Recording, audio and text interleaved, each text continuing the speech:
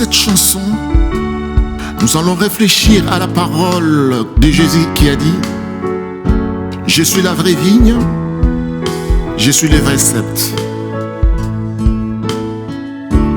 L'évangile de Jean, chapitre 15, les versets 1 à 8. Moi je suis la vraie vigne et mon père est le vrai vigneron.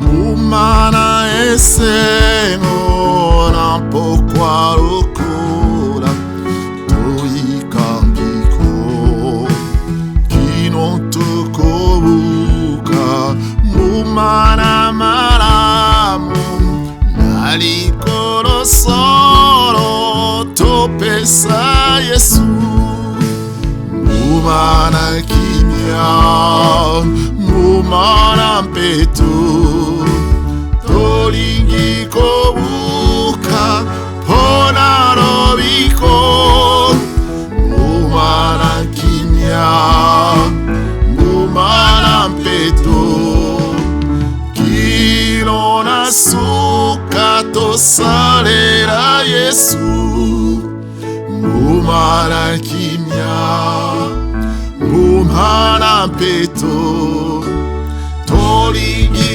kobuka pona robiko mumana kimia mumana mpeto kinona suka tosalera Yesu. Il enlève tout sarment qui, uni à moi, ne porte pas du fruit, mais il taille, il purifie chaque sarment qui porte du fruit, afin qu'il en porte encore plus. Vous êtes déjà purs grâce à la parole que je vous ai dite. Demeurez unis à moi comme je suis uni à vous. Katina pole, katina molimo, musala bobele, musala mingi, okonzi na jambe, anase, kembo pepolele, molingo kimia, mumana kimia, mumana mpeto, tolingi kobuka, pona lobiko, mumana kimia, mumana mpeto, kinona suka tosalera Yesu, mumana kimia, mumana mpeto, tolingi kobuka, pona lobiko, mumana kimia, mumana mpeto, kinona suka tosalera Yesu. Un sarment ne peut pas porter des fruits par lui-même sans être uni à la vigne. De même, vous non plus, vous ne pouvez pas porter des fruits si vous ne demeurez pas unis à moi. Moi je suis la vigne, vous êtes les sarments. La personne qui demeure unie à moi et à qui je suis uni porte beaucoup de fruits. Car sans moi, vous ne pouvez rien faire. La personne qui ne demeure pas unie à moi est jetée dehors comme un sarment et elle sèche. Les sarments secs, on les ramasse, on les jette au feu et ils brûlent.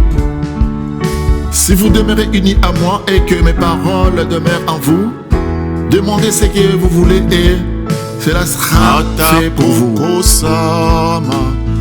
Otampasi mingi basali maramu namobikisi akenda na mpiko kokoma maramu inona likolo bapesa Yesu mumana kimia peto tolingi kouka pona lobiko mbuma na kimia mbuma na peto kino na suka tosalela Yesu mbuma na kimia mbuma na peto tolingi kobuka pona lobiko mbuma na kimia mbuma na peto kino na suka tosalela Yesu. Voici comment la gloire de mon Père se manifeste quand vous portez beaucoup de fruits et que vous vous montrez ainsi mes disciples. La vigne. J'aime beaucoup cette image de la vigne et du vigneron. Les vignes sont des plantes qui ont besoin d'un soin intensif en été comme en hiver. Je ne suis pas un connaisseur dans ce domaine. Il faut vraiment avoir le savoir-faire. Il faut avoir beaucoup d'expérience pour savoir comment soigner ces plantes. Comment les tailler, les ébourgeonner, les épamprer, les palisser, etc. Tout cela en visant à obtenir du bon raisin. Jésus le cep. Jésus se compare avec une vigne. Ses disciples, eux, sont les sarments, les rameaux verts que la vigne pousse chaque année et qui portent du fruit, et les vignerons, c'est Dieu le Père.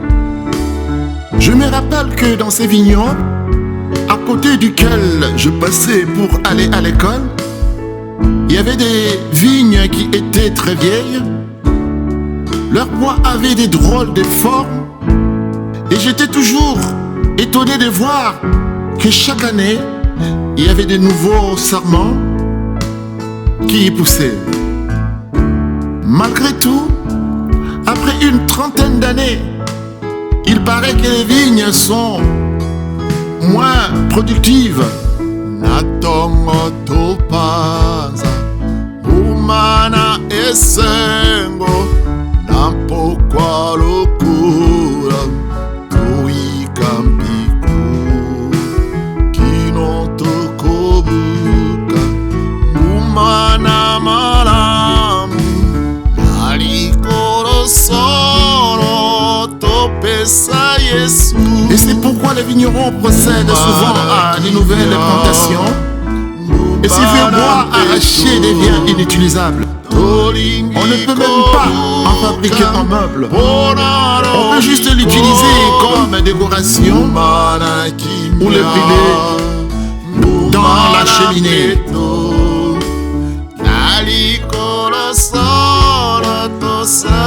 Je trouve donc intéressant l'aspect que Jésus se compare avec un cep. Et oui, beaucoup de personnes pensent que ces histoires autour de Jésus, elles sont bien vieilles et pleines de poussière. On ne peut plus rien faire avec ces histoires. Il faut les jeter au feu. Mais moi je crois que cette vigne, Jésus-Christ, peut encore aujourd'hui porter beaucoup de fruits. Même si au premier abord, cela ne semblait pas être le cas. Nous les sarments.